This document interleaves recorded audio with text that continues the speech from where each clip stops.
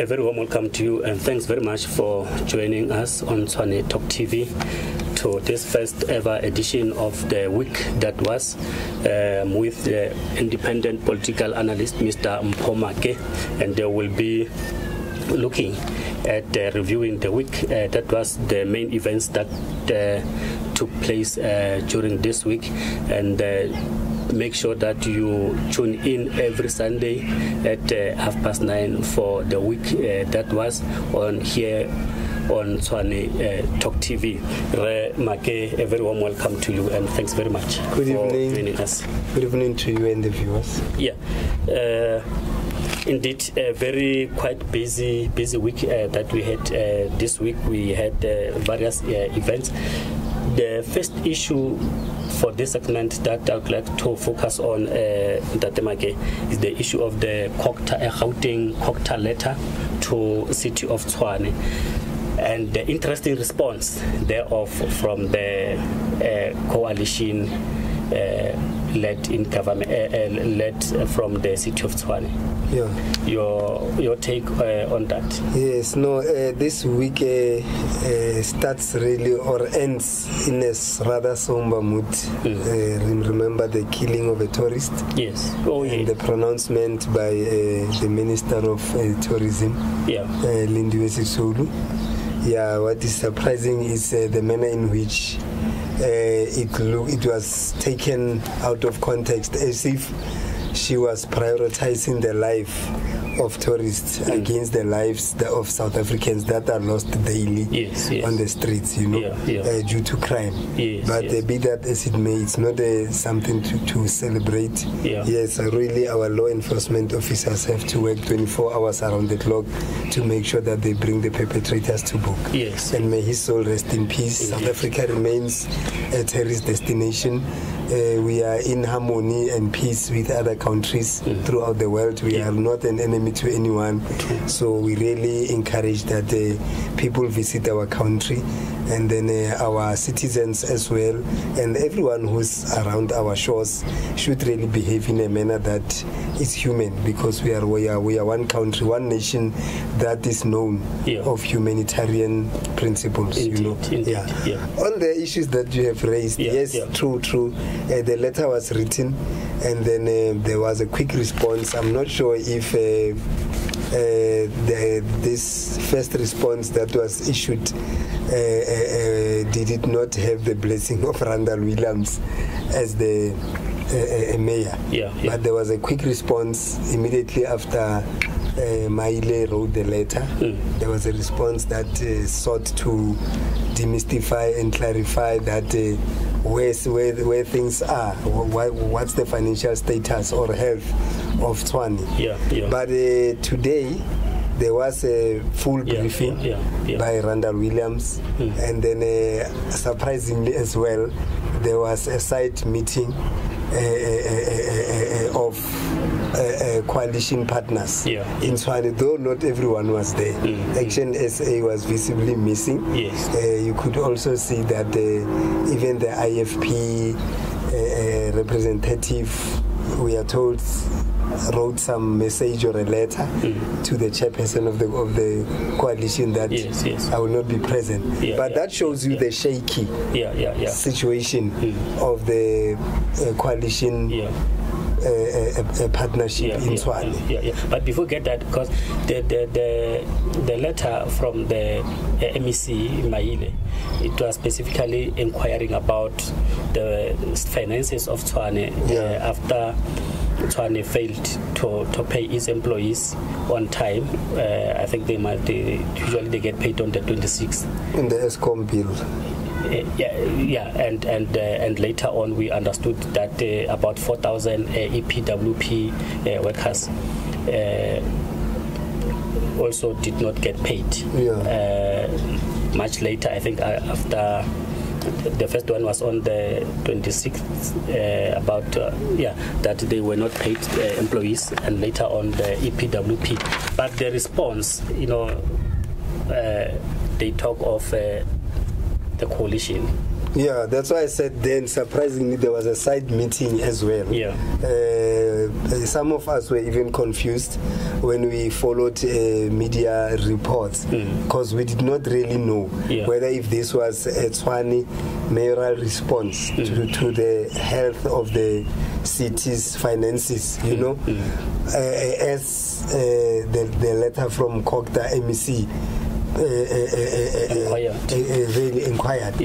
Or was there really any need for the side meeting as well of the coalition partners? But be that as it may, this is what happened.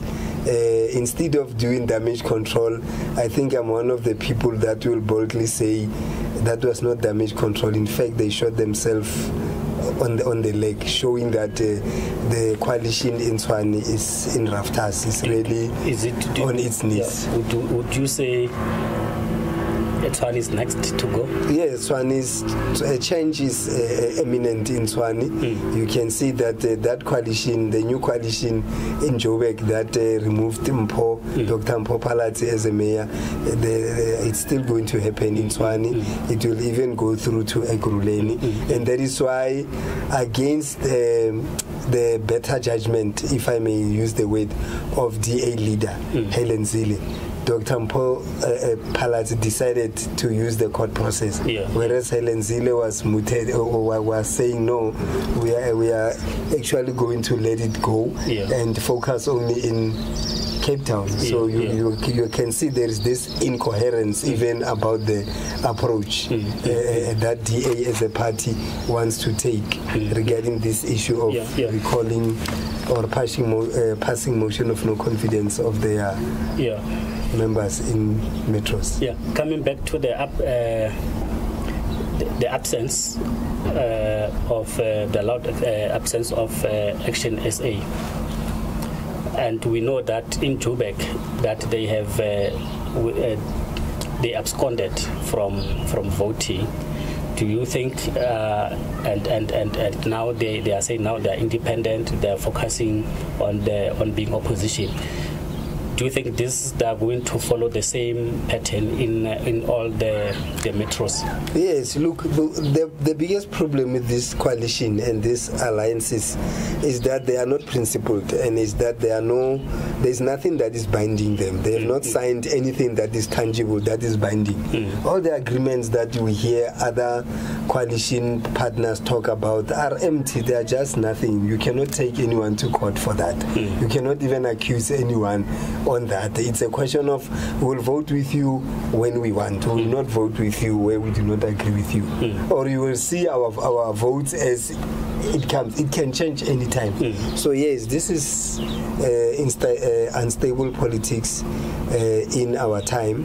Very sad, really, indeed, given that we are now in a 28th year of our democracy, towards the third decade. Now we are proving to see that this kind of democracy could be reaching its end. It's nearing its end. Perhaps push for a new formula, a new system of democracy that is required for this time and era. Yeah. You just to move away from this one.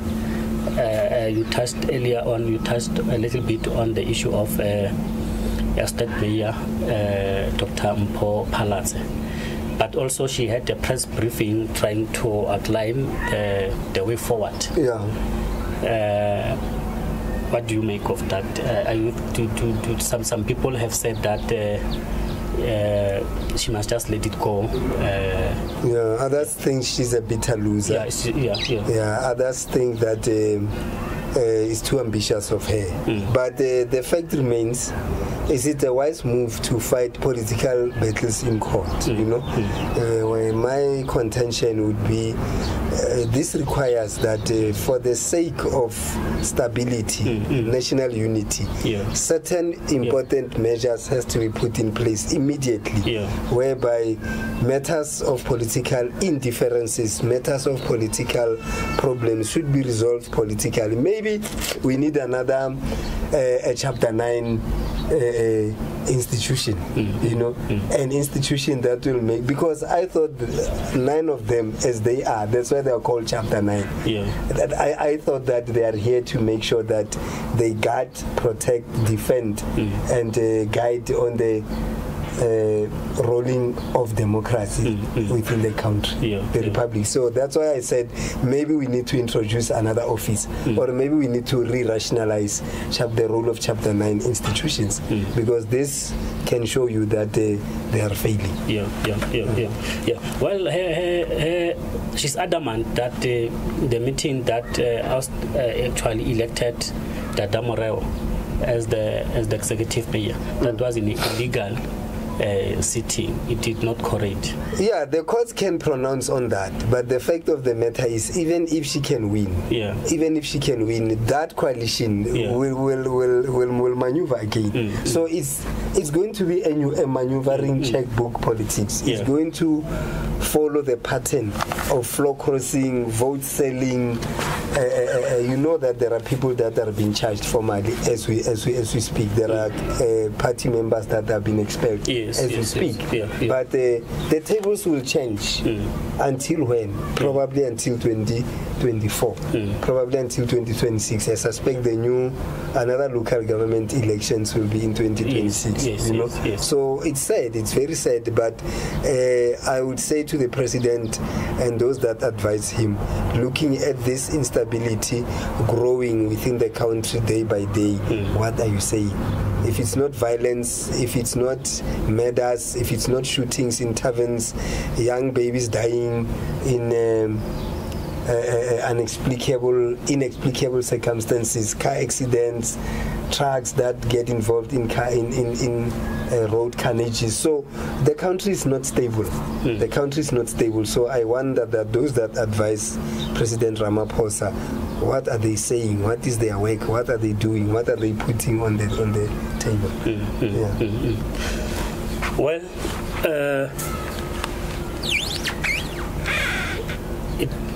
finally, Mr. David Makhura has submitted his letter of resignation as the Premier and MPL, and Mr.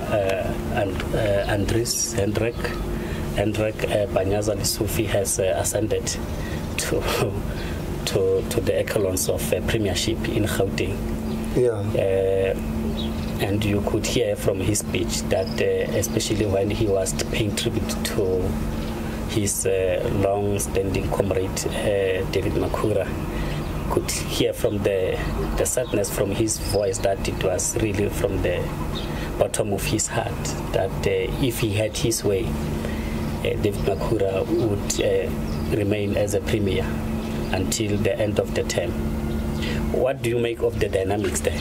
Well, it's just that the limitation is that we'll have to assess limitedly on only what we can perceive. We can only use our senses. We can only use our analysis. Our third eye. But even yesterday, the provincial executive press briefing. PEC. Yes, you could see that there was a somber mood. You could see that not so much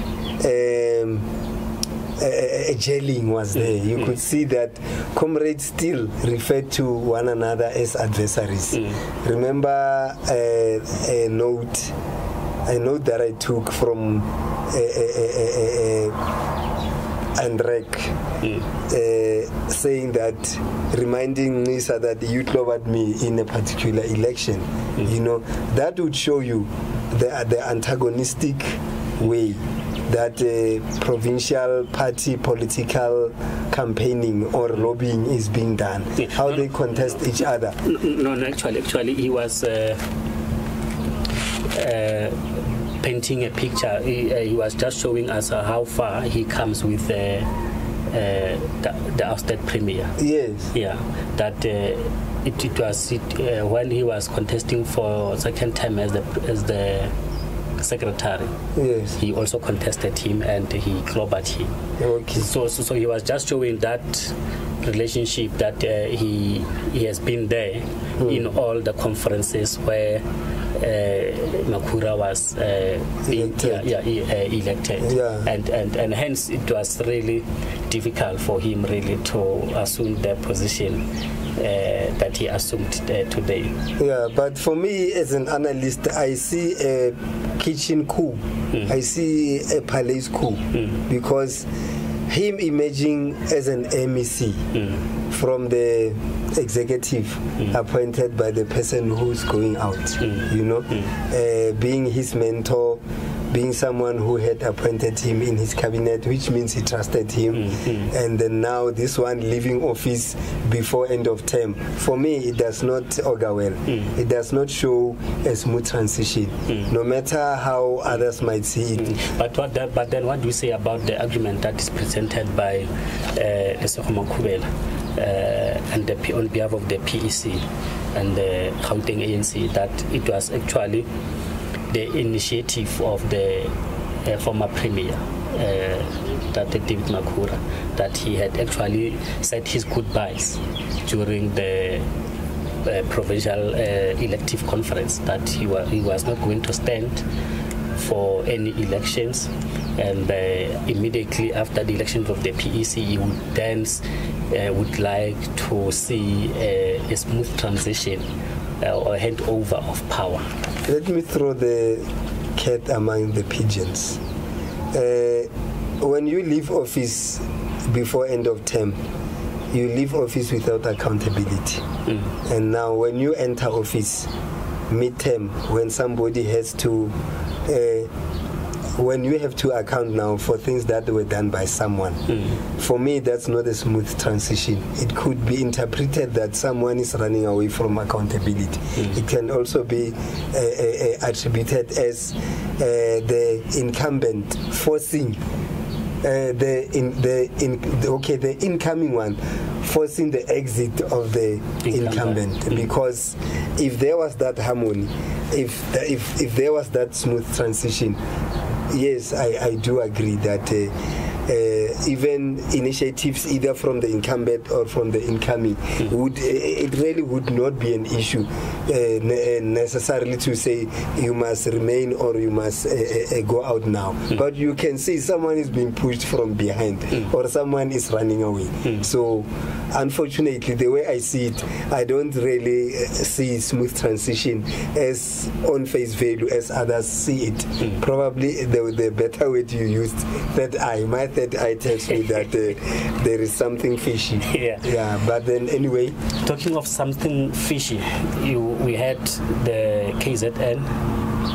Also, the new PEC came into the picture. The premier left the office. Whereas the promises were that he's going to remain. He's going to remain. Even on this one, he's going to remain. Even on this one, yes. In Gauteng. The promise was that no, you're going to finish your term, relax.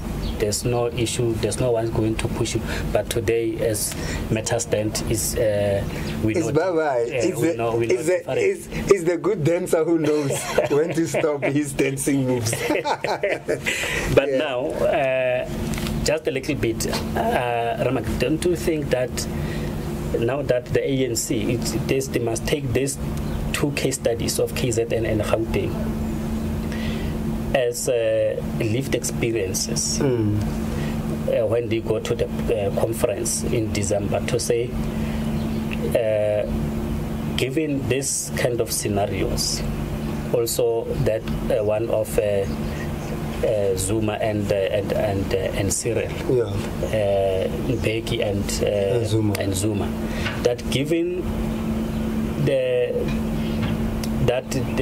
term of office of government and of ANC are not aligned, and always the conference of the ANC would be 2 years earlier than that one of government. Is any time that when they go to this conference in December, that they take a resolution that the executive or the leadership that is going to be elected in December, it must have an extended a period, so that they align the term of office of the ANC and that one of government. Because as matters stand now, we know now from history that there is no leader of ANC in government who's going to finish his term. Yeah, this thing was mooted.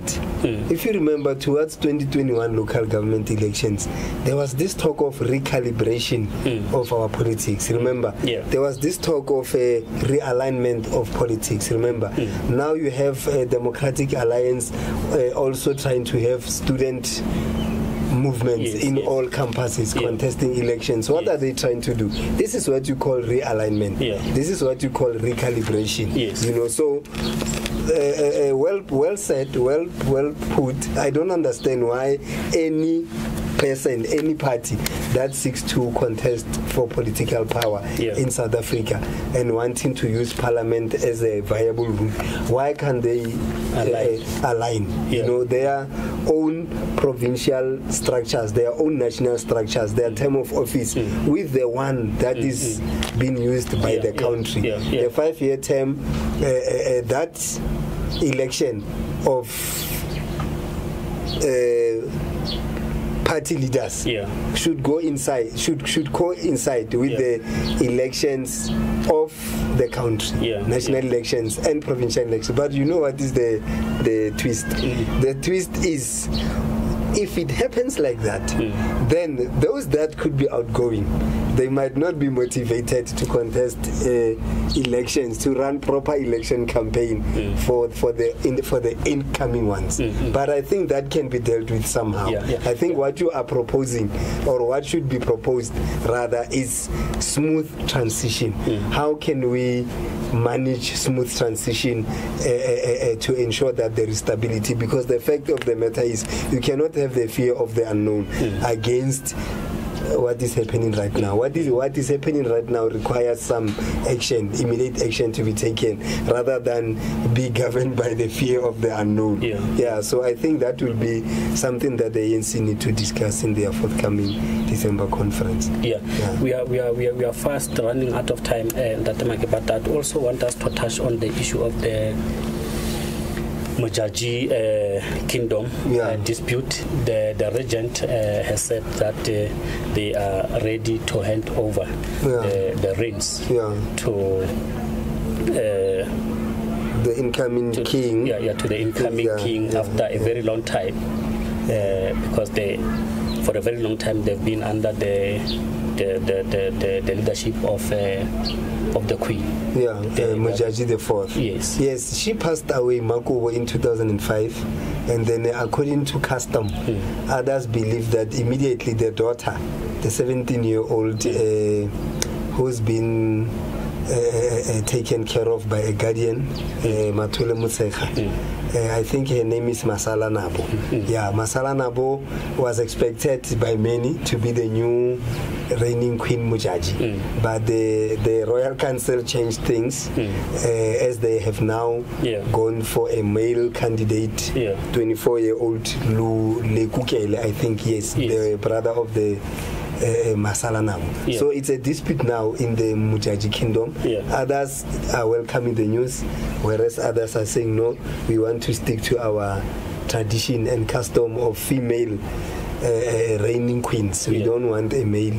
That is not the manner in which it is supposed to happen. But however, Lekukele has been installed as king.